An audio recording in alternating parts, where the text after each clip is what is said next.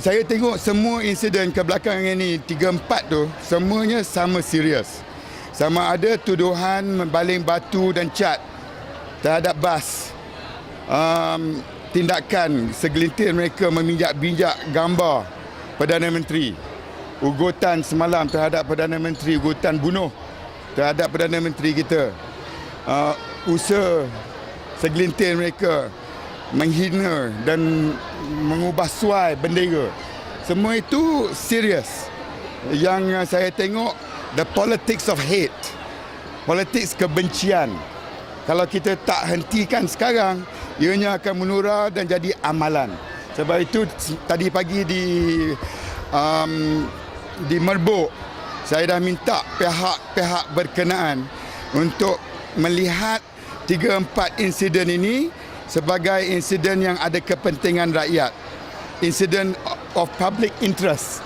Jadi tindakan mesti diambil segera. Sama ada pihak polis dalam konteks siasatan, pihak peguam negara dalam konteks pendakwaan, pihak penghakiman dalam konteks kes dan juga hukuman. Ini semua pihak-pihak kerana kita ada check and balance.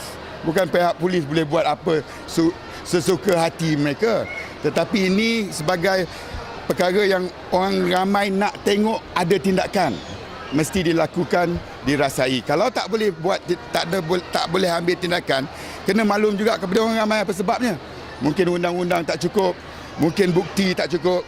Sebab tu saya nak ambil semua 3-4 kes ni sekaligus kerana ia melibatkan semua pihak, tak ada pilih bulu. Ada yang kononnya mengatakan yang pijak-pijak gambar Perdana Menteri itu diupah oleh UMNO.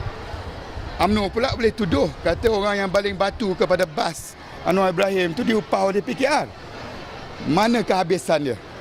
Jadi nak menentukannya mesti balik kepada proses institusi pihak-pihak yang bertanggungjawab seperti polis, peguam negara dan pendakwa dan juga mahkamah. Yang pijak gambar itu tak ada masalah, ada gambar dia. Jadi satu dunia dah tengok, dah nampak dah. Cuma saya rasa pihak polis dalam siasatan mereka mestilah bincang dengan pihak pendakwa di bawah akta mana nak didakwanya. Sama juga dalam konteks yang baling batu terhadap bas. Itu semua kena siasat dan hasil siasatan tu orang ramai kena tahu kerana saya bimbang ada pihak-pihak yang tidak bertanggungjawab yang akan mengipas perkara ni dan mengeksploitasikannya. Ini yang kita nak pastikan tak berlaku dalam konteks nasional, kestabilan, keamanan dan keselamatan orang ramai. Yang baling batu tu baru 2 hari lepas, saya difahamkan bahawa pemandu bas tak tahu pun siapa yang baling batu dan cat. Saya rasa dah siasatan akan berjalan. Tetapi bila menteri jawab, dia orang kata saya politikkan benda ni. Jadi biarlah pihak-pihak yang bertanggungjawab ni jawab siasatannya secara telus. Kerana bagi saya daripada dulu lagi, kita tak pilih bulu. Dalam hal ni kita tak boleh lihat dari sudut politik sempit. Kerana ini berhubung kait dengan kepentingan rakyat, public interest dan ada juga hubung kaitnya dengan keselamatan. Kalau kita tidak hentikan dan bendung polemik dan juga mereka yang mengeksploitasi dan mengipas isu-isu sebegini rupa. Itu pertama. Keduanya, saya nak ingatkan dalam suasana sebegini rupa, kita juga kena berhati-hati dalam isu-isu perkauman, isu-isu keagamaan. Dalam konteks hari raya ni, semuanya Alhamdulillah.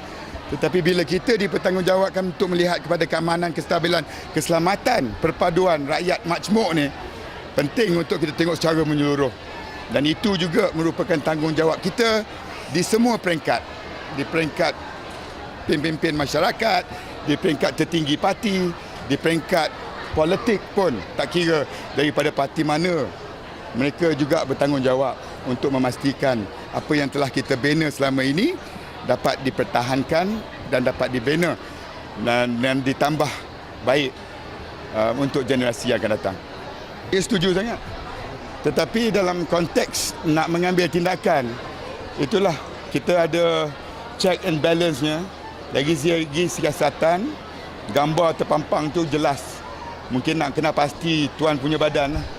Tetapi nak mendakwa mereka itu bukan hak dan tanggungjawab polis. Itu kena bawa ke pihak pejabat peguam negara. Tengok akta yang boleh digunakan. Tetapi dari segi insiden, itu sama ada ianya sebagai satu provokasi atau ianya sengaja nak mengapi-ngapikan keadaan, itu mereka kena jawablah di mahkamah. Kalau sekiranya pihak pendakwa boleh bawa perkara ini dan dihadapkan kepada muka keadilan.